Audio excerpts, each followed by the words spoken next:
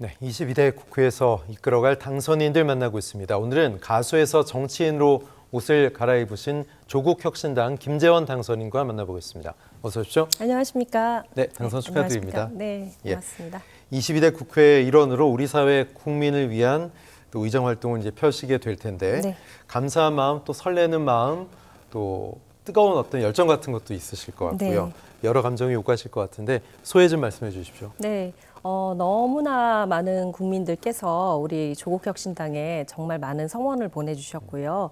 그 말씀인즉슨 이제 국민들을 위해서 정말 좋은 일들을 많이 하기를 바란다. 그런 이제 의지의 표명을 하신 거. 그 다음에 또 한 가지는 이제 시대의 흐름 자체가 국민들을 세세하게 챙기고 말씀을 듣고 정책을 만들어내는 그런 당을 원한다라는 것으로 받아들이고 열심히 일을 해야 되겠다. 정말 목숨을 바쳐서 일해야겠다. 이런 생각도 하고 있습니다. 예, 조국혁신당 영입 인재로 입당해서 국회 입성이란 결과까지 이어졌습니다. 네. 조국 대표가 직접 영입을 제안하신 거예요. 그때 비하인드 스토리도 좀 궁금하고요. 네, 여러분들이 이제 제 사회 활동이나 이런 것들을 지켜보시고 추천을 했다는 말씀을 네. 들었고요. 사실 밤에 늦게 연락을 하셨었는데 제가 버섯을 볶고 있었거든요.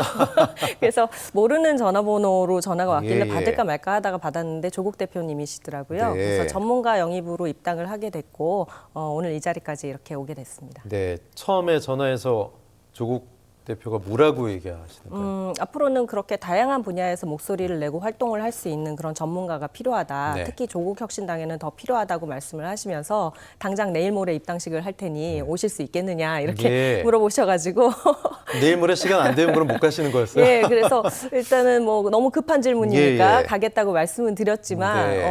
전화를 끊고 나서 보니까 엄청난 대답을 했더라고요, 제가. 네, 그래서 그러네요. 고민을 다음날 이제 좀 하다가 그래 이제 다양한 분야에서 특히 문화예술 분야에 대해서는 예.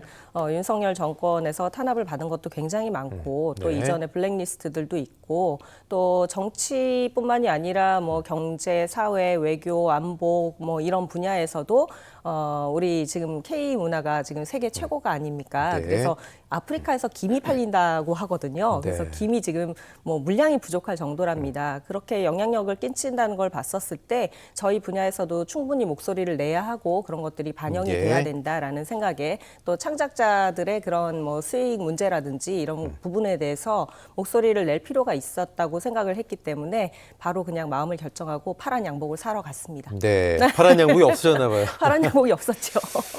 가수 리아 하면 굉장히 인기 있고 히트곡도 있는 유명 가수에서 갑자기 어느 순간 사회 문제에 상당히 관심을 갖고 실제로 실천하고 몸을 부딪히고 이런 부분들이 눈에 띄었습니다. 일각에서는 아니 가수가 왜 저러지? 어떤 오해나 좀 압박 이런 시선도 받으셨을 것 같아요. 어떠셨습니까? 기본적으로 저는 락을 전공을 한 사람이잖아요. 예, 예. 네, 락커로서 활동을 했었고 또 모든 예술을 하시는 분들은 좀 더 진보적이고 개혁적인 그런 사고를 바탕으로 한 본인의 사상과 감정을 예술 작품을 통해서 표현을 하게 됩니다. 그렇기 때문에 좀 진보적인 생각을 가질 수밖에 없는데 그런 부분들은 제가 어렸을 때 일집 때서부터 썼던 그런 가사들에 이제 조금씩 이제 사회 문제에 대해서 얘기하고 이랬던 부분들이 있고요. 그게 정치적인 그런 표현은 아니었지만 최근 들어서는 한 2년여 전서부터 이제 제가 뭐 인기 가요 1위를 할 일은 없겠구나. 그러면 이제 사회적인 목소리를 조금 더 내도 되겠다 이런 생각에 사회 활동을 좀 더 지향하고 그리고 그 활동에서 제가 할 수 있는 부분들을 찾아서 해왔었던 것이죠. 네, 그런 활동 가운데 하나가 지난해 7월이었죠. 후쿠시마 원전 인근 바다에서 직접 입수해서 떠온 바닷물을 일본 대사관 측에 전달하려다가 네. 좀 제지도 당하시고 네.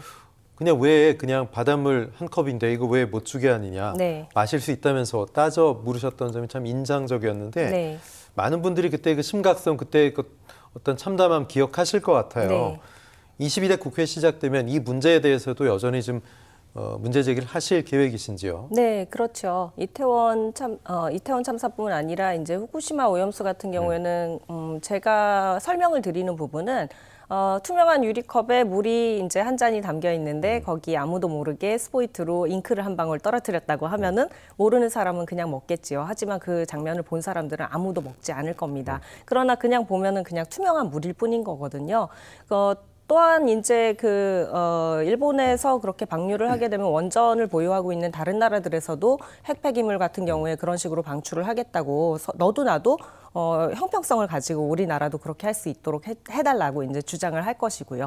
그런데 폐기물 자체가 완전히 분해되는 것이 뭐 100년에서 120년 걸리는 것도 있고 이렇기 때문에 사실 눈에 보이지 않는다고 그게 위해성이 없다고 보기는 어려운 거거든요. 그래서 애초에 그런 짓을 하지 말자. 그리고 일본이 그렇게 버리는 부분에 대해서도 좀 정부 차원에서도 좀 막아달라 이런 생각도 있었고 또 그 물은 지금 드실 수 있다는 분들도 있었기 때문에 한번 드셔보셔라.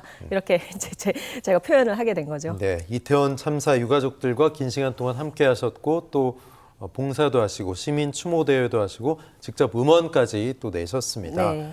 유가족들의 목소리를 전해야 될 거고 유가족들의 기대도 상당히 클 것 같습니다. 네. 또 특별법 관련해서 뭐 어제 영수회담에서 관련 내용이 좀 오가기도 했었고 네.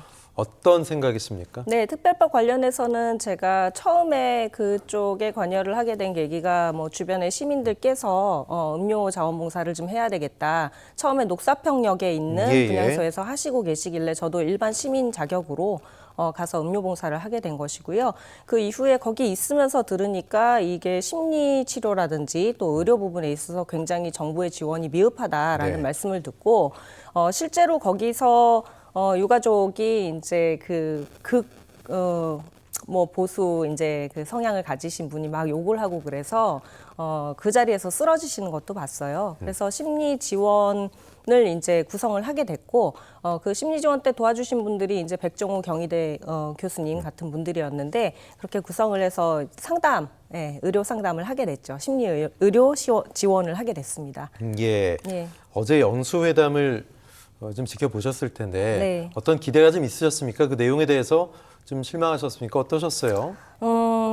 글쎄요. 그런 부분에 대해서 이제 저희가 그 야권 쪽에서 요구하는 바도 굉장히 많았고 사실은 네. 국민들의 기대라는 부분에서도 좀 여야가 같이 합의를 하고 또 대통령께서도 말씀을 잘 들어주셔서 지금은 이제 서로 싸우거나 그럴 때가 아니라 민생 부분에 오히려 깊은 관심을 가지고 협력하기를 기대를 하셨었을 텐데 근데 대통령께서는 아직까지는 그런 생각을 안 하고 계신 것 같습니다. 그런 네. 부분에서 조금 이제 좀 개인적으로는 실망스러운 부분도 있고 조금 더 신경을 써주셨으면 좋겠다. 가까운 시일 내에 한 번 더 영수회담을 하시는 게 어떤가 이런 생각도 하고 있습니다. 예.